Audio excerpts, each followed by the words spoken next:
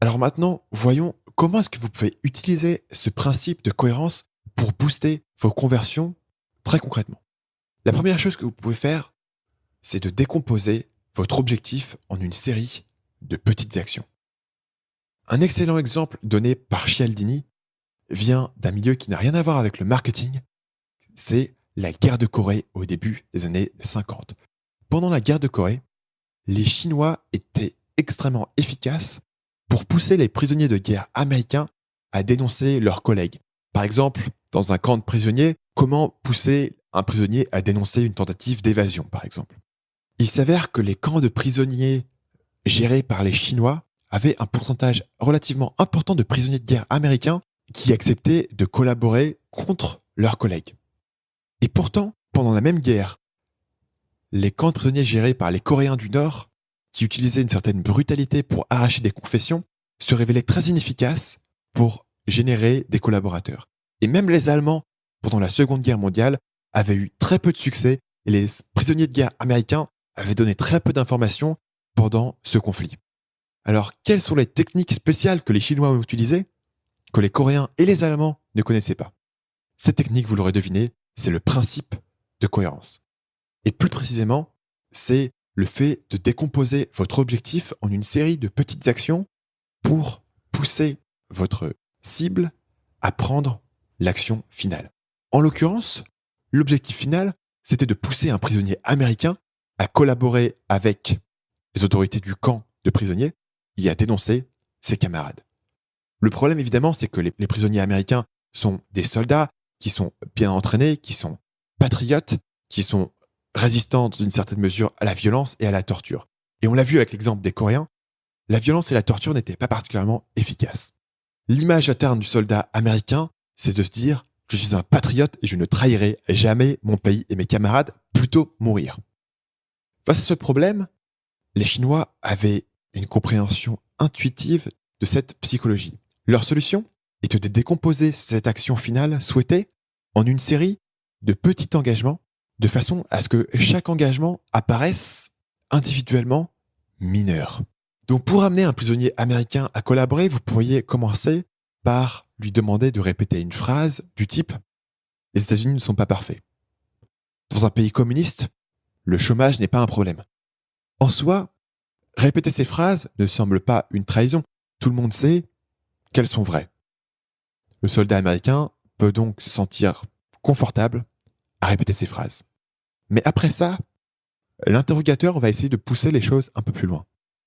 Donc tu m'as dit que les États-Unis ne sont pas un pays parfait. Est-ce que tu peux me dire un peu plus en quoi est-ce qu'ils ne sont pas un pays parfait? Ici, l'engagement est un tout petit peu supérieur au dernier. Mais puisque le soldat a déjà fait cette affirmation, il semble qu'il peut détailler les raisons pour lesquelles les États-Unis ne sont pas parfaits. Étape suivante, on va écrire les raisons données par le soldat américain. À ce stade-là, cet engagement ne semble pas énorme puisqu'il les a dit à l'oral. Les écrire ne semble pas une trahison particulière. Mais maintenant, on va lui faire signer la liste.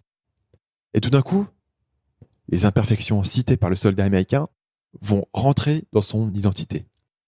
C'est une liste qui a été faite par lui. Mais puisque la liste a été faite, puisqu'il l'a dit à l'oral, ça ne semble pas un engagement énorme de la signer. Mais voilà l'étape suivante. Maintenant, on va demander au prisonnier de lire la liste qu'il a écrite devant un groupe d'autres prisonniers. En soi, la liste a été écrite et signée, donc l'engagement ne semble pas énorme en soi.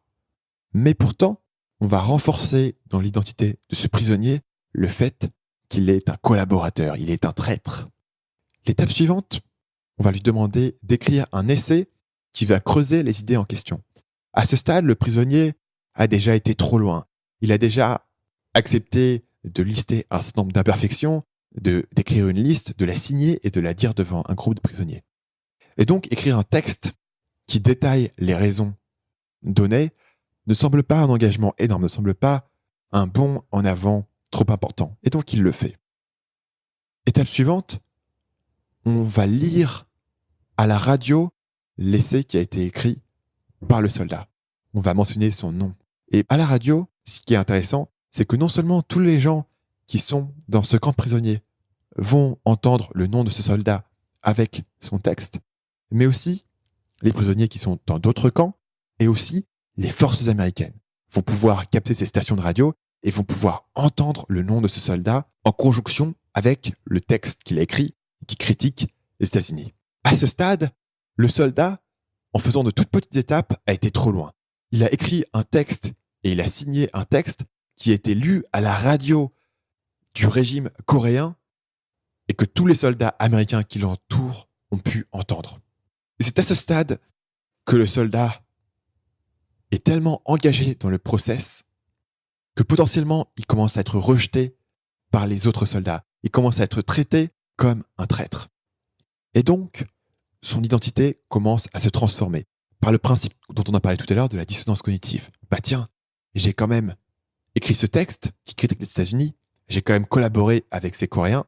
Peut-être que finalement, les États-Unis ne sont pas la cause aussi juste. Peut-être que les Coréens ont raison d'une certaine façon.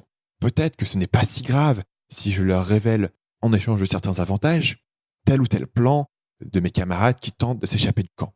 Et donc, soudainement, le contexte a été reformulé pour le soldat. Il devient prêt à donner progressivement des informations aux autorités du camp parce que c'est la chose cohérente à faire selon ses actions passées. En marketing, ce principe est utilisé en permanence. Évidemment, l'exemple est moins violent que celui que j'ai donné avec la guerre de Corée, mais c'est la même chose. C'est ce qu'on appelle un tunnel de vente. Par exemple, un tunnel de vente classique serait écrire un article, les gens lisent votre article, vous leur proposez de s'inscrire à votre liste email, et s'inscrire à votre liste email, vous leur envoyez quelques emails, vous leur proposez de venir à votre webinaire, ils viennent à votre webinaire, vous proposez d'acheter votre premier produit, et après ça, vous pouvez leur proposer un upsell, acheter un produit plus cher, etc. Dans ce cas-là, si vous avez été voir un prospect à froid et que vous lui avez demandé « Est-ce que vous voulez acheter mon produit ?», il vous aurait dit non. Mais en lui faisant traverser une série de petites étapes, vous pouvez amener cette personne à s'engager de plus en plus avec vous au point où il vous connaît suffisamment bien, il vous fait suffisamment confiance et il apprécie suffisamment ce que vous faites pour acheter votre produit. C'est quelque chose que tout le monde connaît. Il y a différentes façons de le mettre en place.